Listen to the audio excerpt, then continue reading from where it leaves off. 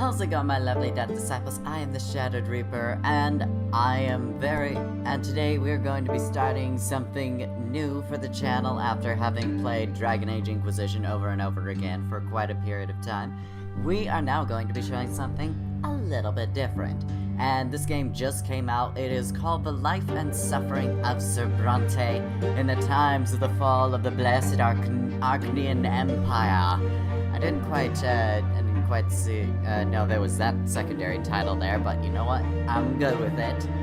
So if you're wondering what this game is about, basically it's supposed to be this animated story where you make choices as Sir Brante throughout his life from his childhood to basically into the later years of his life. You could choose to be like a nobleman, you could be a judge, you could be an inquisitor, or you could be a very powerful sort of military commander, or even better, or like whatever suits your fancy, you could also be a revolutionary leader during this time. But it's all based on your choices, so, you know, I'm very interested in the idea, so why don't we go ahead and, without further ado, get started with this game. Let's see, enter your character's name, Sir Blank Brante. Choose your name carefully. Other characters will address you exactly like this. Okay, so, let me see. Okay, so here's what I'm going to think about doing. I'm gonna have the consequences hidden. You will not see the consequences of your possible choices in advance. Choose this option if you want to discover the results of your decision only after you have taken it. You can change the setting at any time in the menu. I'm gonna have my consequences hidden, and I'm gonna have my chapter restarts disabled, so Iron Man is gonna be what I'm gonna do. You will live the character's life from start to finish and endure all mistakes and misfortunes. So, if I make the wrong choice, just like in reality, I'm gonna have to live with it. But you know what, that's just basically how things have always worked, so you know, it is what it is. And, I can't necessarily just go by Sir Shattered Brante now, can I? I mean, I can, but I don't think that's necessarily going to be very fitting. So, just like I didn't call myself Shattered in Dragon Age Inquisition, I'm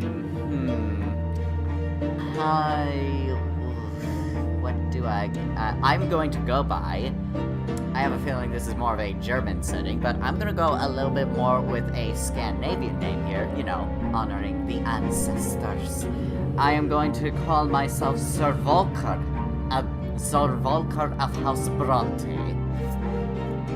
So let's see how this whole thing goes. You hold the fate of a single man in your hands. You will follow his life from birth to death. Your choices shall define who Sir Brante will grow up to be. You will decide his personality, social status, and what mark he'll leave on history. With every step he takes at your behest, Sir Brante's character will change and evolve. Your decisions will close some doors for him, but open many others. Alright, let's see how... there's still more. The world of Sir Brante's birth is a ruthless realm where people are divided into estates. It is hard to be a hero here. Be ready to accept that Sir Brante cannot overcome every challenge in his path. Every hard choice will test his character and personal qualities. Often you will not be able to make the choice you would like to, just like in reality. Life isn't all gumdrops and lollipops. It ain't sweet, it's bitter, it's cold, it's cruel, it's harsh, and it really wants to fuck you good. It may happen because you chose a different road earlier, exhausted your hero's willpower, or haven't earned the right position in society. Every victory will be a struggle, a path paved with bitter losses and gut-wrenching failures. Except the tragedy. Well, I mean, I did put myself on basically iron mode, so, I kinda have no choice but to accept the tragedy. This is how you will create a gripping and unique tale for your hero, because, you know, I'm pretty sure it's supposed to be difficult to be a hero in this world, so we're gonna put that hero title in quotation marks. What will become of your Sir Volker Brante, his loved ones, and his world? It all depends on you. I am not taking full responsibility, so this is all your fault. I take full responsibility and full blame for whatever happens. The story of my life remains written on these pages.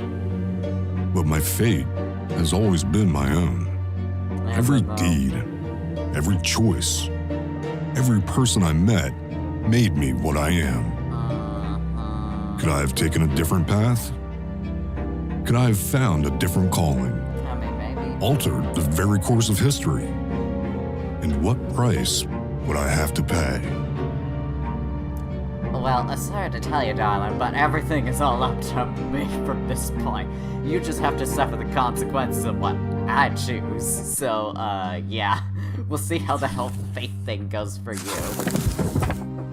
You controlling your fate, that's adorable. That is adorable. I don't know what I'm doing. Your fingers are stained with ink. Your breathing grows ragged. Your hands are shaking. Yet the words begin appearing on the page before you one by one, clinging together to form a chronicle of your own life. Who are you? And how did you reach this end? You were born, raised, and lived your entire life in the blessed Archnean Empire. In this land, a man's destiny is predetermined at the moment of his birth, whether human or Archnean, nobleman, priest, or low-born commoner. Wait, hold on a second. Human or Archnean? Is this a different species or what? I'm confused. Or, I mean, different race. All bend to the divine will of the twin gods. Oh, the twin gods, you say? Well, little do you know, there's a secret goddess that is now controlling every single aspect of your life at this very moment. So we'll see how much power the twin gods have when I'm through with you. And each life is not but a single cog in the universe's immeasurable machine. The memories come flooding back. They engulf you as a merciless wave, binding together days that are thrice dead and gone. The dreams of your childhood, your adolescence, your youth spent in the capital, years of peace teeming with life and a war drenched in blood. High ranks and lowly deeds, opulent palaces, secretive backstreets, fields of battle and faces. So many faces of the people you held dear. The people who walk this road by your side. Hold on one moment. I'm just gonna go ahead and move my, there we go. Just move that a little bit. I think this is a place where I could just go ahead and, yeah, I could have my face in the corner without blocking anything, really. Or is that the case? I have no idea. I'm gonna make my, icon a little bit smaller, because I think maybe these, thingies are important in some way? I have no idea. At the end of time, such was your life, now all exposed by ink erupting onto the page. With your every step you sought to change the world as you saw fit. The choices of your upbringing, the path you carved in your youth, the fruits of your struggle, the consequences of your sacrifice. All of it led you here, to the end of your time. And every choice has a price. Now, years and years later, the crossroads of your life echo in your memory, the pain and joy inextricably intermingled. Oh, how this sounds like it will amuse me. Could you have taken a different path, chosen a different calling, found a different place in the world? You had the power to alter the very course of history. Now, on the verge of death, you struggle with doubt, seeking answers to the last and most crucial question of all. Your life. Of all the paths in life, why did you walk this one? Did you choose your own fate? Or was your life shaped by forces beyond your control? What determines a man's destiny? The man himself, the world around him, a higher power. There is no destiny. Your life has always been yours to live. You made your own destiny. Your path was charted for you by the people, the age, and the society in which you lived. Your destiny was forged by a power greater than your own will. Destiny does not exist. Human life is an exercise in chance. It is not governed by any laws.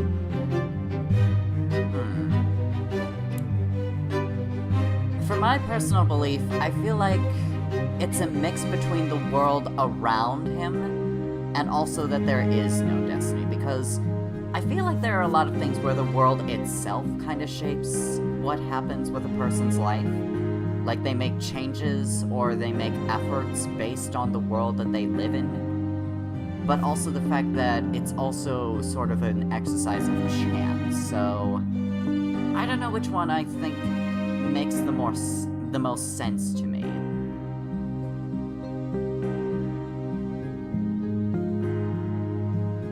I think I'm going to go with there is no destiny. At the end of time, you stand tall and stare death in the face, unflinching. There was no higher power guiding your life. It was just a wild jig, a chaotic tangle of innumerable human wills, actions, and accidents.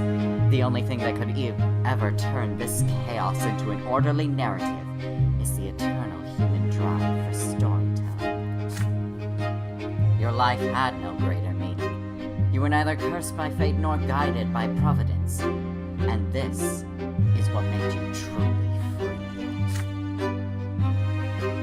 But are you right about this? Is it all true? To learn the truth, you will have to return to the very beginning, remembering every step you took along the way. On these pages, the story of a man named Sir Brante will live once more. Deny me no longer my path. Childhood.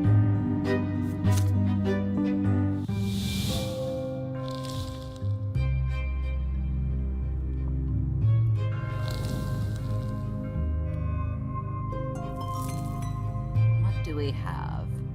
Childhood, where life begins. First words, first unsteady steps. You are but a small child, learning about the world in which you were born. To you, everything is so new, so baffling, and so unforgiving. A long, trying life stretches before you. So many feats and faults, so many fateful choices to come. Yet you are already sowing the seeds of your future self. You are learning to live and survive in this world, looking for a place within it to call your own, choosing your future destiny. Who will you grow up to be? In chapters Childhood, Adolescence, and Youth, you will live through your hero's coming of age. You will shape the protagonist's personality, his qualities, and relationships. By the end of the prologue, you will determine the estate and future occupation of your hero. Only in adulthood will he start to influence the world around him and even the ultimate fate of the Empire. Who will Sir Brante grow up to be? It's your call.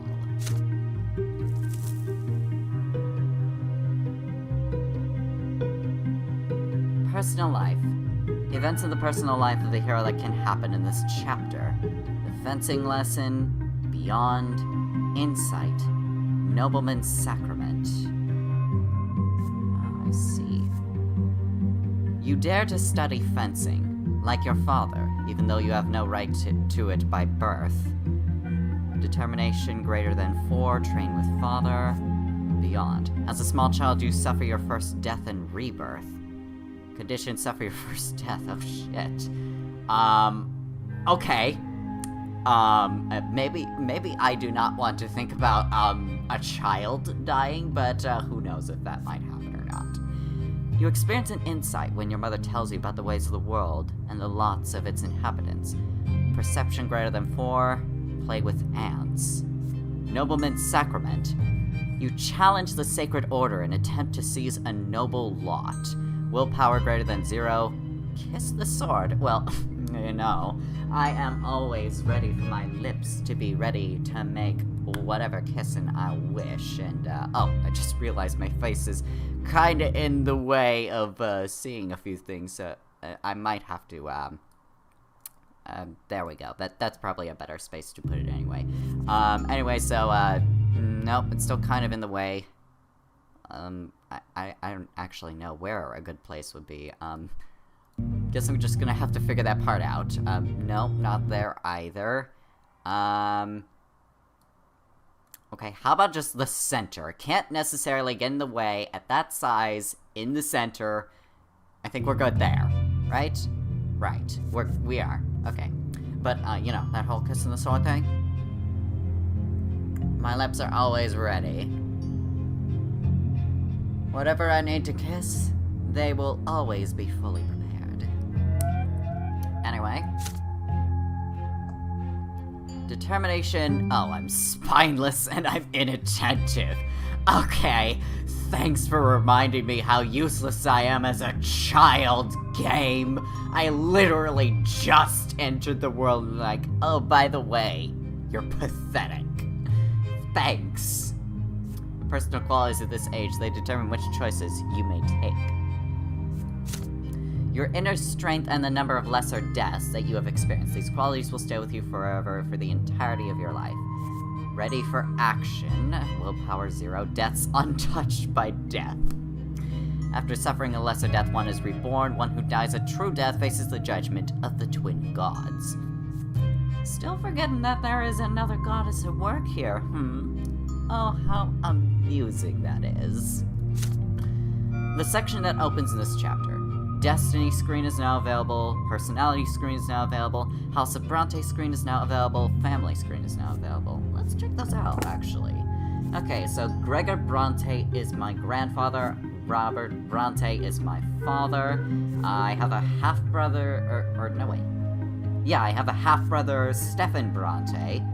He is my half-brother because, he was given birth by another woman, so, but, you know, same relation through father. Amelia Elborn is my half-brother's mother and also ex-wife of my father. And Lydia Brante is my mother. And Gloria is my sister. Okay. House of Brante. Reputation. Oh, we have a tarnished honor. Kinda have to wonder how we ended up in that position, but, you know. Modest position. Disgraced. Renowned among the nobility. Wealth, moderate means, poverty, ruin, the financial state of your family, the level of your income and possessions, affluence, prosperous house, okay. The honor of your family and your position in high society affects how the nobility treats your family. Unity represents how close and trusting your family is. It affects the fate of your family members. 0, hatred, 1 to 3, quarrels and feuds, 4 to 6, disagreements, 7 to 9, peace, 10, harmony. Heir Stefan Brante, who is my brother. Would be a shame if my half-brother just so suddenly... No, just kidding. I would do that. Although then again, that might depend on the situation, just, you know. Just if there are things that happen. Robert Bronte's son from his first marriage and a noble by birth. From a young age, he has been striving to be first in all things and demonstrate his superiority to the family. Okay, maybe he might need to step down just a little bit, maybe just be shown a little bit of humility, but you know, we haven't necessarily met him, so we'll just see. Personality, let's see. I am 0 years old, I am of a low-born estate, occupation, literally just growing up. I literally just started, okay? And, Destiny, okay, yeah, so all the things we learned, so far. Let's get back to the scene. Let us begin the chapter, then. See what shenanigans we... Oh, and I unlocked the achievement Newborn. I have achieved being born. At first, there was nothing. No time, no sensation,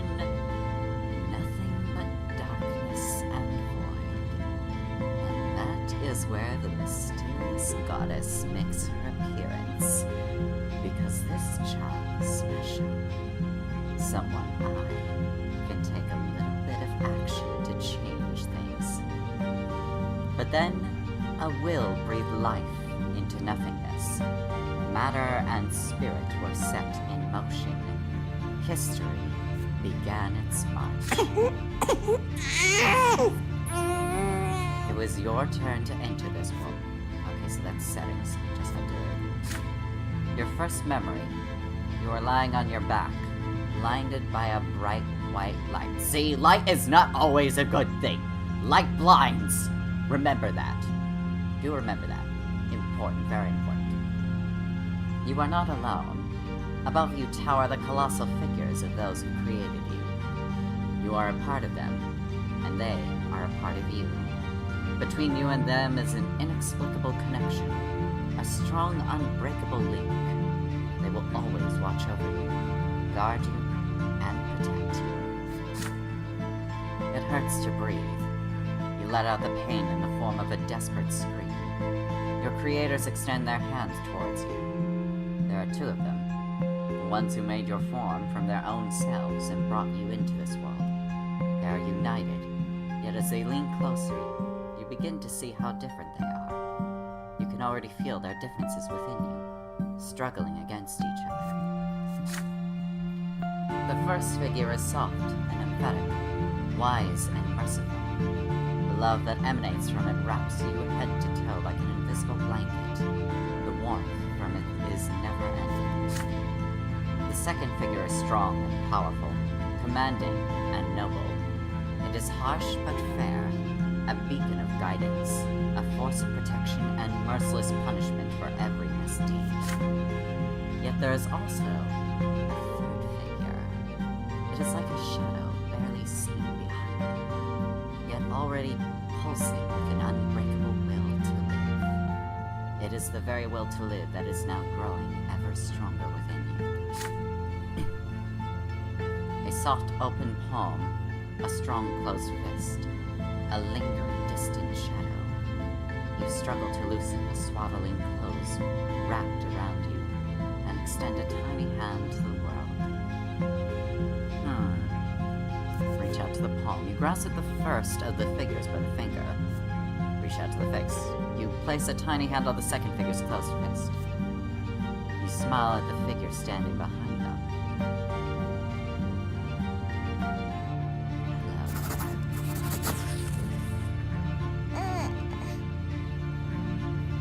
Your first smile appears on your face, awkward yet genuine. Your mother and father exchange looks and start talking.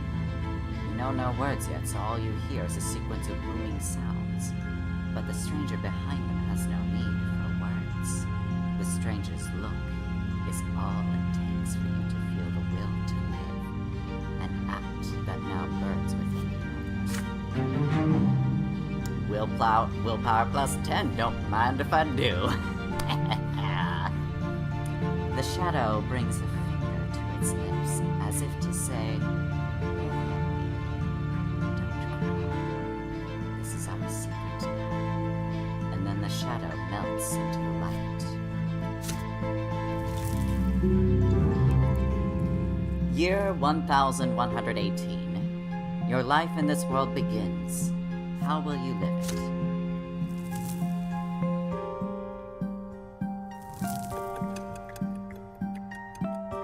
One year has passed. Oh, that's a bit loud. I think I might just lower the sound just a tiny bit there. As the days go by, you learn to tell your parents apart. You recognize father by his heavy breathing and strong cold hands. He visits you rarely. Hello there, little Volker Brante. Mother's tender voice, however, follows you day and night. Ma, you've grown so quickly, my child. There are two more children in the family, named Stefan and Gloria. Gloria sings songs to you. She often dresses you in tight clothing and gently holds your hand as you learn to take your first steps. Stephen likes to sweep you up and pinch you and toss you into the air. Oh, look, this is your brother and sister. Yeah, you're my little brother. We're gonna play together. But I'll always be in charge, 'cause you were born a commoner. narcissistic bitch. Be quiet, you. He doesn't understand yet. Come on, baby Volker. Let's go play in the yard. It is hot outside. You grip your brother's hand with one hand and your sister's with another as they help you walk down the giant stone stairs. Then you sit on the ground and start exploring the sparse blades of grass with your fingers. It tickles. In the sky far above and away from you is a gigantic pillar, a perfectly straight stick made of light. It is so bright it hurts to look at it. Why are you staring at the shining pillar? It's not going anywhere, you know. Hey, I want to play hide and seek. He's just a little baby. How's he gonna play? Then you hide him, and I'll try to find both of you. You have no idea what they are talking about, but you support them with happy cooing. This is strange, but so exciting. Stephen and Gloria glance at each other. Then your brother walks to a big tree, closes his eyes, and starts shouting something. Gloria takes your hand and walks you through the yard. Your sister takes you behind some thick bushes by a tall wall. The light from that light stick on the horizon barely reaches here. You can't see home from this place. The ground is crawling with tiny black bugs. Gloria sits you down on the ground and puts a finger to her mouth for some reason, and then she's gone. I don't like the place you put me in. You can no longer hear Stephen's voice. Gloria is nowhere to be seen. You feel colder. You've been sitting here for a long time, completely alone. Nobody checks on you. Did they forget about you? Did they abandon you? I'm just gonna sit there and wait. You start playing with leaves and twigs and little bugs. Get up off the ground and start crawling through the bushes to find your way back home. Start crying, hoping to be found. I'm just gonna sit here and wait. Now, this is kind of odd because I already know what's going on with this because of how this is being described, but if I were in that position and not knowing what they were talking about, I feel like I don't know what I would actually be doing because I know the information, but I don't know how it would look if I didn't know what was going on, or what I would actually be doing. The bush is covered with leaves swaying in the wind. You brush through them with your fingers. The twigs and branches are stiff and will not bend. They are different from the blades of grass. Down on the ground you see a group of bugs carrying a little twig. You grab it from them. It's so funny. One of the bugs crawls on your finger and bites it, just enough to sting a little. Ouch. You hear a brisk step, then the leaves and twigs rustling and parting. Your mother leans over you. You greet her with a happy face and show her the finger with the bug bite on it, with the bug on it. So that's where they took you.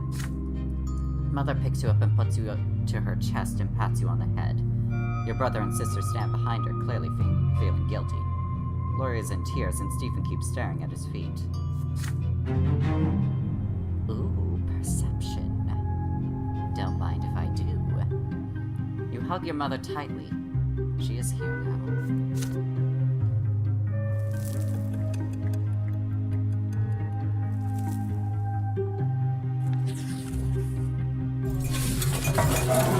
The Great Descent. Another memory. You are still a little child, but you can already talk and run around on your own. Today is out of the ordinary. Father is busy around the house and giving orders to the servants throughout the day. The kitchen has been abuzz with work, and there are solemn, gloomy preparations and candles being lit. Even your older brother, Stefan, is quiet today.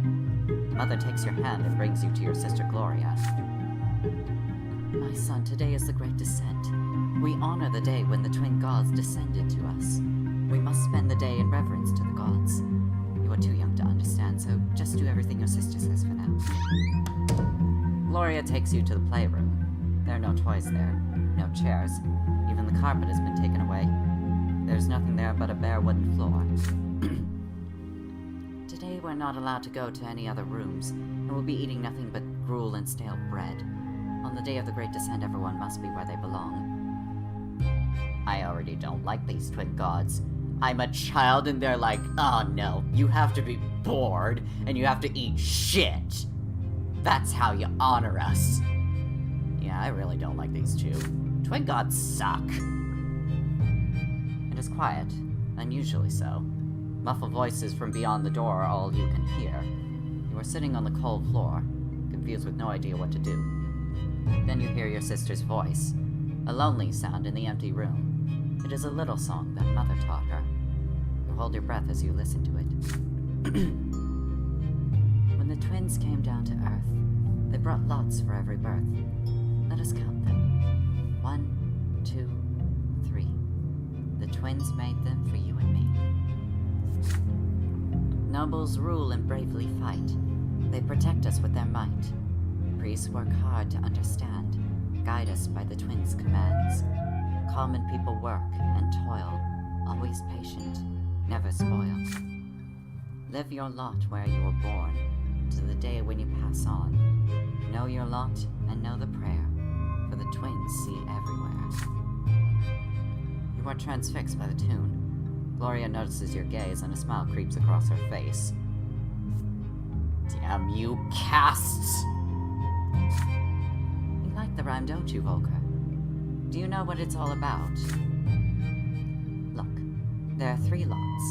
They were brought to us by the twins, when they descended to us from the shining pillar. Remember that pillar of light on the horizon? That's it. You can see the shining pillar anytime from anywhere in the world. If you follow your lot as you live, you'll reach the peak of the pillar, and if you don't, you'll get eternal torment at the foot. Great! Another world where I have to worry about, oh, if you just live by the rules of the gods, you'll forever be able to have peace and harmony. But if you make one fucking misstep, you deserve eternal torture for all eternity. Great that I live in another world where this is just how it works. You and I are lone-born. Mom is a commoner too, so the law for you and me is to suffer and be patient and work hard. Understand? Yeah, it sounds fucking terrible. The priests and the nobles have other lots. The nobles fight and rule over everybody. The priests, well, I'm not really sure what they do, but I guess they talk to the twins and then teach everybody. Gloria stares at you intently. Did you get it, silly? Then she shakes her head and keeps singing the song over and over again. Her voice transfixes you, drawing you in. The room starts to glow like the sky. From this light emerge 2 figures you have known ever since the moment of your birth. One of them embraces your sister's shoulder. The other stands guard behind her back. You watch this happening before your very eyes, unable to turn away. Gloria is swaying to the song, unaware of what is happening. She sings the final verse once more. Know your lot and know the prayer. You feel compelled by this divine sight to express yourself somehow. You feel words condensing within you from the light. But what will these words be?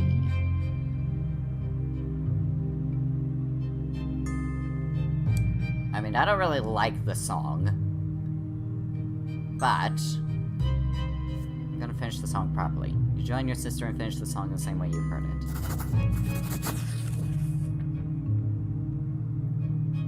Know your lot and know the prayer, for the twins see everywhere.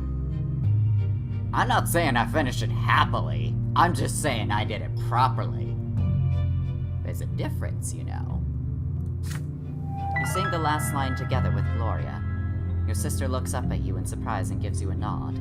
The shining pair standing behind her back turn to look at you. You can feel their gaze piercing you from top to bottom. When the moment passes, they melt into the dim light coming from the window. Gloria turns her head to look at where you were staring. Did you see something, Volker? You shake your head. Not anymore. Curious.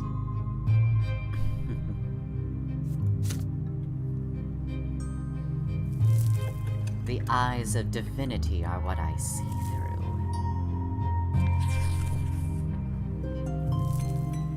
The veil between the living and the dead is thin to me. You are starting to understand more and more of what the adults say. Your family is an unusual one. Your father is a nobleman, but not by birth. His is a title earned through great service. But your mother is a low-born woman, a commoner.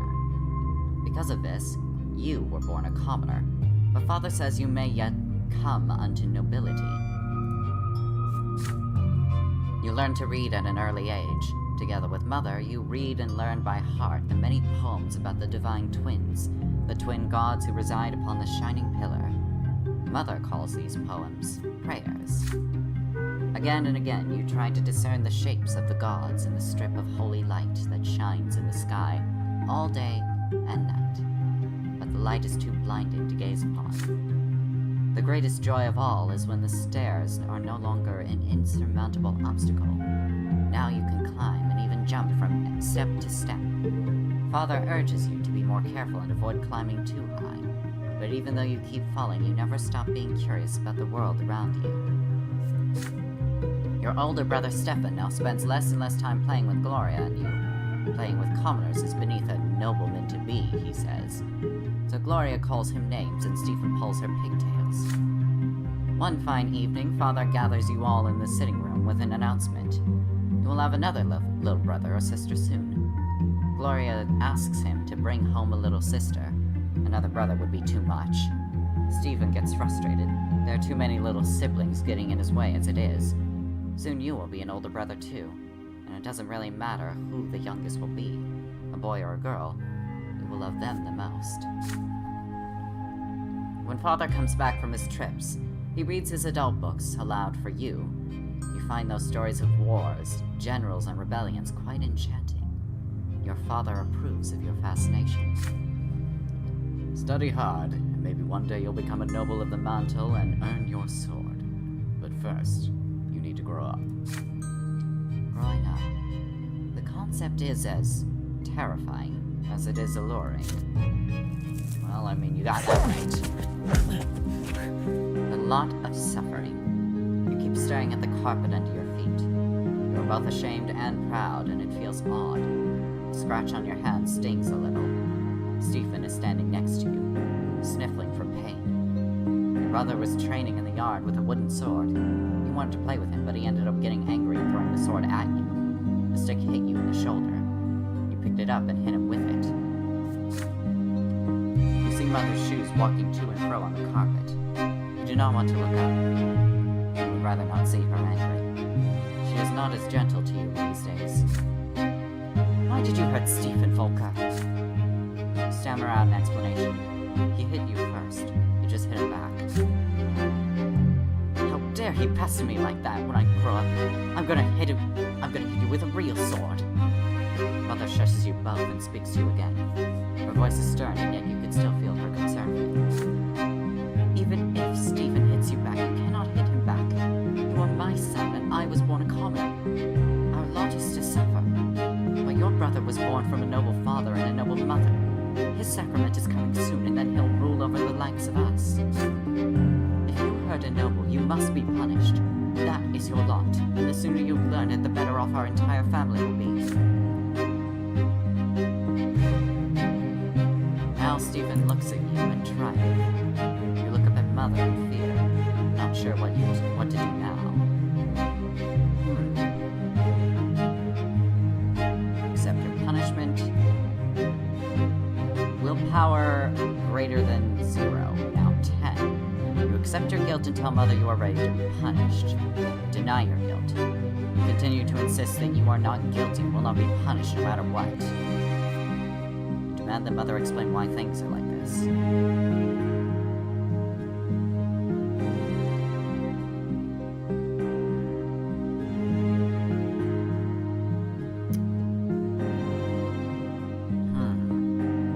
I mean, I unlocked this.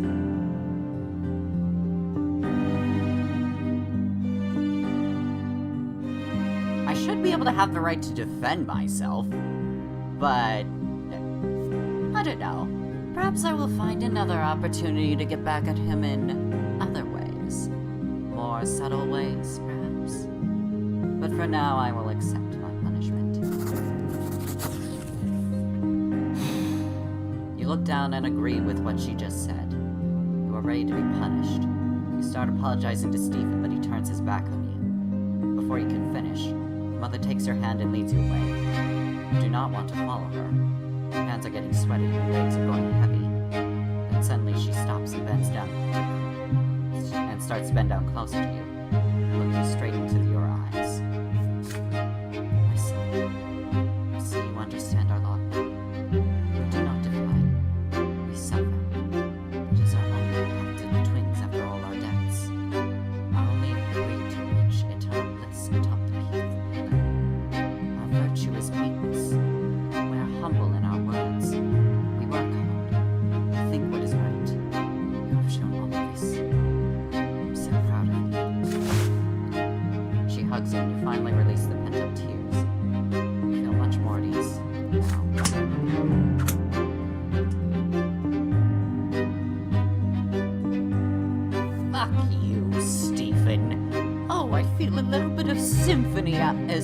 sympathy for you after you got your ass whipped to you and I decided to just turn my back at you after I decided to start a fight with you and not pity you. But now I feel a little bit of sympathy and I'm not going to apologize for it.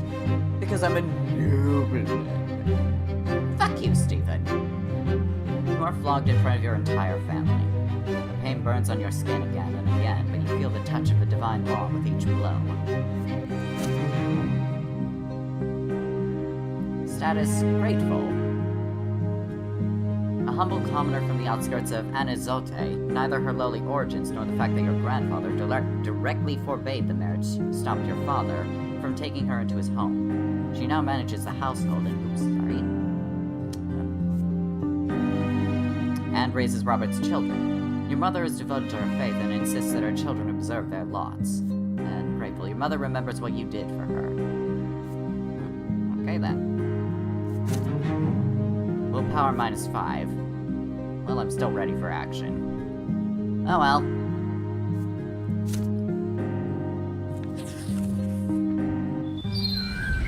Okay, I kind of want to go ahead and take a look at the family, see what this one is.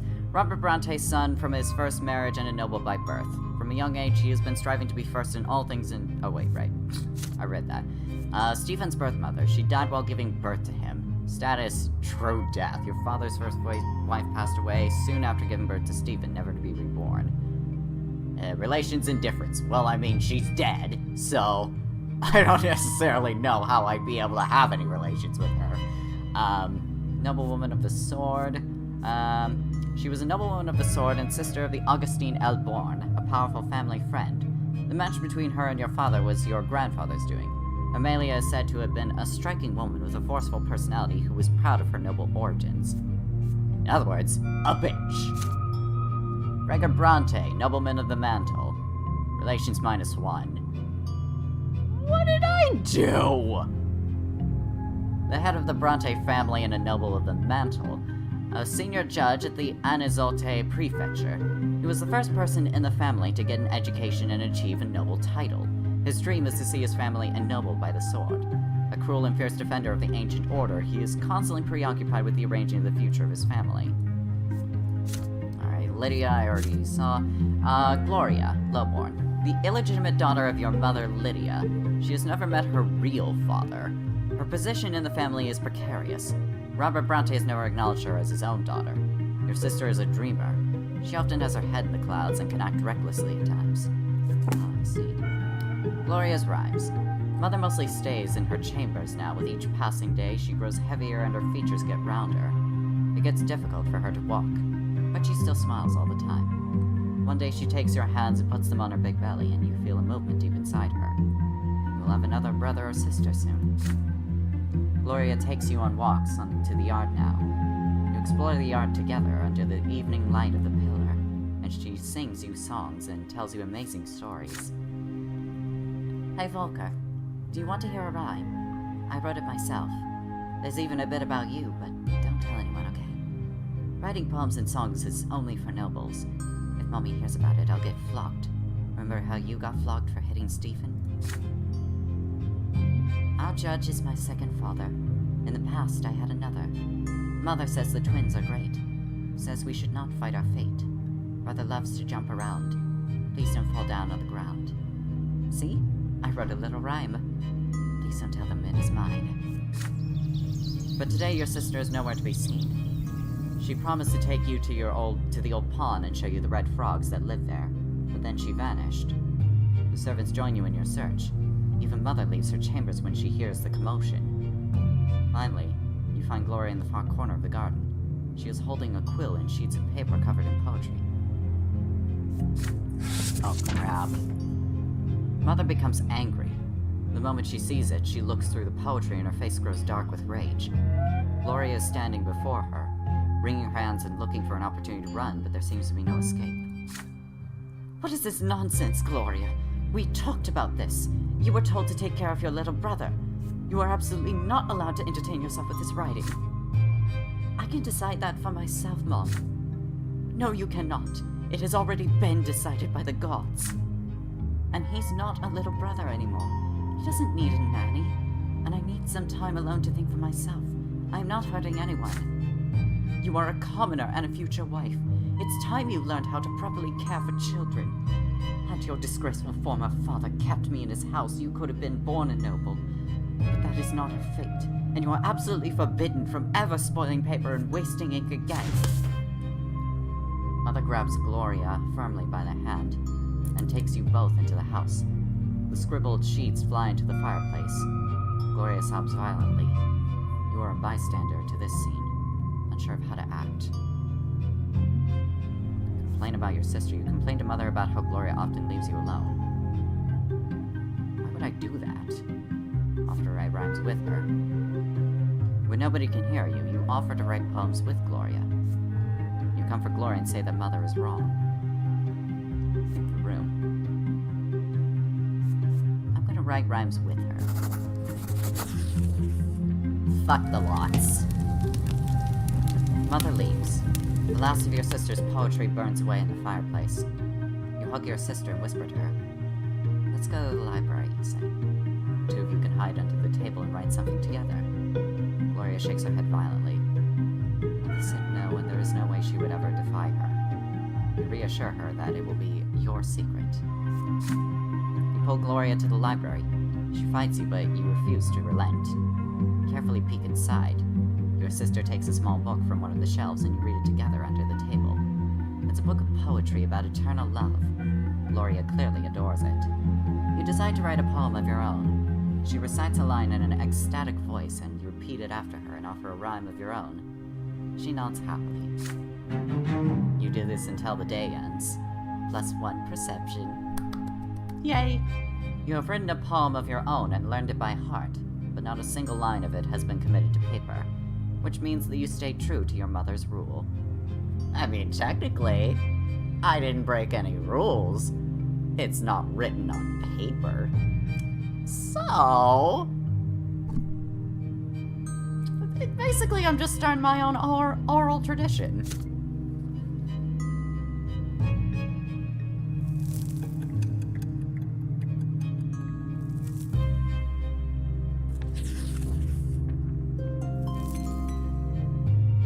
Winter, the coming sacrament. Mother is in her armchair knitting woolen jackets, pants, and socks for the little one. The baby will need to be kept warm, she says. Father spends less time at home now. Mother says he's very busy with his important job. He is a judge, after all. One day you decide to ask Mother about Stephen and Gloria. How come they're brother and sister to you, but not siblings to each other? Well, my dear, I didn't give birth to Stephen, you see. He's the son of another mother, and Gloria's the daughter of another father. Come now, don't knit your brows like that. You'll understand when you're older. Oh, okay. So they're both my half-siblings, then. I'm related to them by father for my brother, and related to Gloria through my mother, but we don't share the same parents completely. I got it. How is that even possible? You're all family, are you not? Several days later, Mother calls Stephen and Gloria to the sitting room. You sneak in after them. At first, Mother gets angry and asks you to leave, but then she relents. You are told to sit still, be quiet, and remember every word you hear. When you enter the temple, bow to the twins. First to the elder on the right, and then to the younger on the left. Wait, hold on a second there!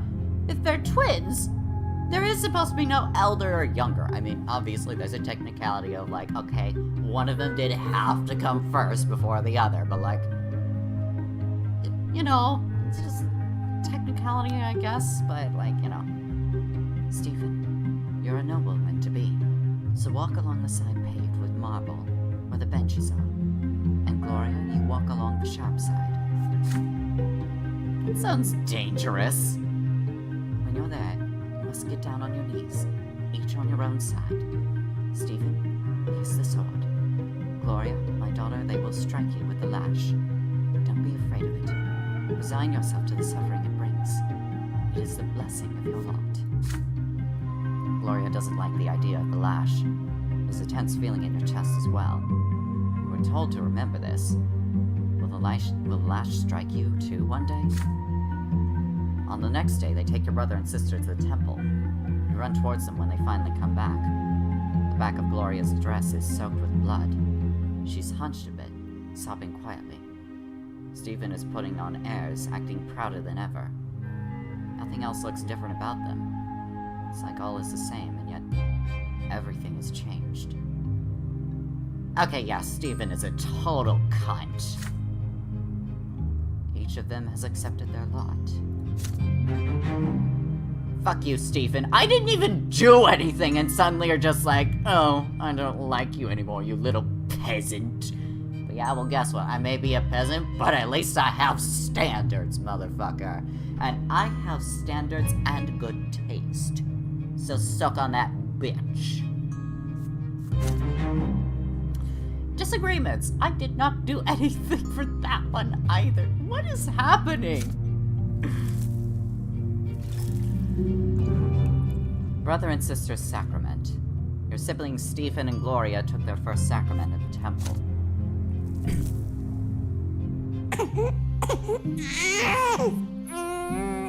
The newborns cry. You eye the little bundle in your father's arms with curiosity. Behind the many layers of swaddling clothes is your newborn baby brother. Mother is glowing and smiling with joy. Stephen and Gloria are also here, all excited. And there I am, basically to whisper to the child, Stephen is an asshole, do not trust him. And then I would probably get flogged for that, but, you know. Has to be said, everyone knows this. He's a total bitch, we all know this. I'm just the one willing to say it. You promise yourself you're going to be the best big brother in the world. You'll never hit him. Oh no. The two of you will play together and tease Stefan together, and help Mother together, and go on so many adventures together. Feels so strange to be an older brother. Just the other day, you were the youngest in the family, but everything is different now. Wait, hold on, are they a sister or a brother? I don't think I paid attention to that part. Oh, baby brother, okay. Now there's another boy in the family. Your parents name your little brother Nathan. Oh, holy fucking shit. And Mother spends day and night by his side. And Nathan cries all the time. It's so weird to read my name as if it's someone else. Which, I mean, it is, but, like, it's so weird. I was not expecting this. Mother, I feel like this had to have been written for me. It just had to be. In some way or another, it was. Day and night, Mother barely gets any sleep. She is so worn out, she starts forgetting things. Like today, for instance. She forgot her knitting in the armchair in the sitting room. You better bring it back to her as soon as possible. You run to Mother's bedroom. You miss her smile so much. You walk in without saying hello and give her the knitting, but instead of gratitude, you get a nice, cold, exhausted stare. Nathan is also there, screaming all the time. Go away, Volka. You're bothering me. She spits these words out through her teeth. You look at the bawling newborn. She can't even get a minute of respite. Enough already. When are you going to stop? I just want some peace and quiet. Mother leaps across the room and starts shaking Nathan with malice in her eyes. His cries get even louder. She looks so tired from his never-ending screams. She seems to be within an inch of smashing him against the wall. Somebody has to do something. We're scared of your mother right now, but you fear for Nathan's life much more.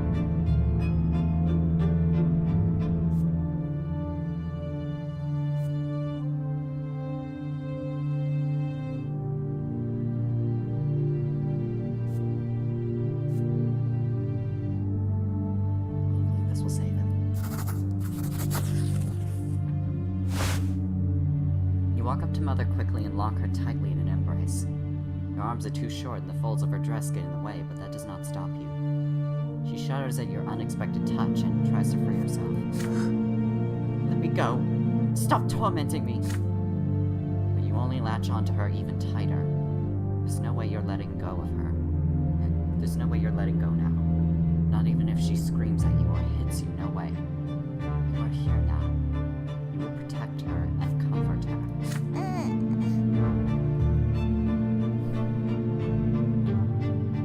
I'm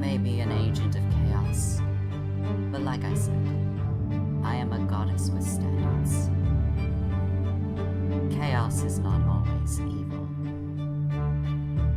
Nathan stops screaming and an odd sobbing sound escapes his little baby mouth, as if he is too tired to scream. Mother accepts your sudden presence now. You feel her relax and her movements become calmer. But there is still no way you're letting go. Not yet. Then you hear a quiet song. Your mother's song. She is singing a lullaby to Nathan. He squeaks a little, then starts snoring quietly. Then you calm down as well. Mother is now calmer in your embrace. Nathan is breathing quietly in his sleep. No, please let me go, my dear. I have to put Nathan to bed. You release Mother and she puts Nathan back in the crib. After a little pause, she turns to you. Her face is still weary, but there is no sign of anger. She sits down next to you. Thank you, my son. The twins know I didn't want to hurt you or Nathan. I am so sorry. Please don't be angry with me. You did what you needed to. You gave me the strength to work through this.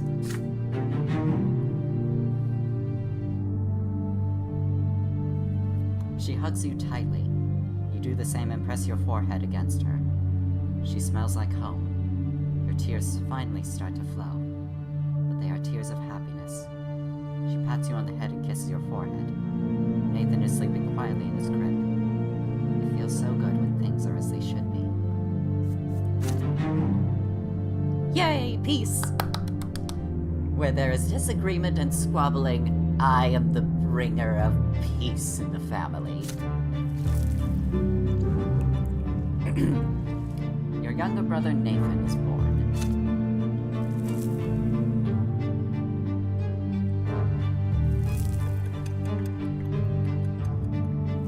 Alright, and I think I'm gonna go ahead and end this as the marking point, or save it here if possible.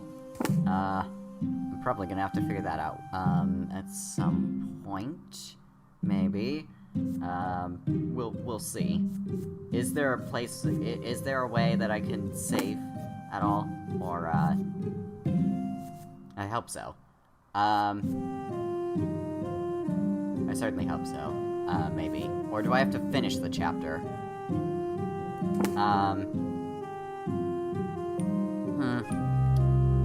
Because, it doesn't have a save button up here. Or maybe that's just part of the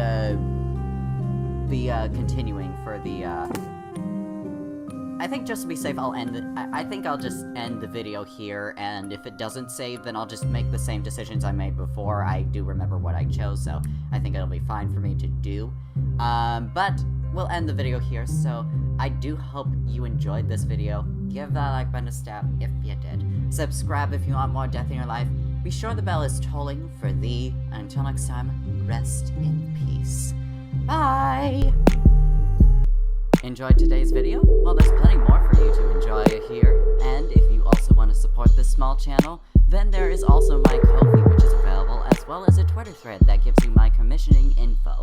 And if you'd like some traditional art or literature, feel free to DM me on Twitter. Thank you for enjoying the video and for your viewership.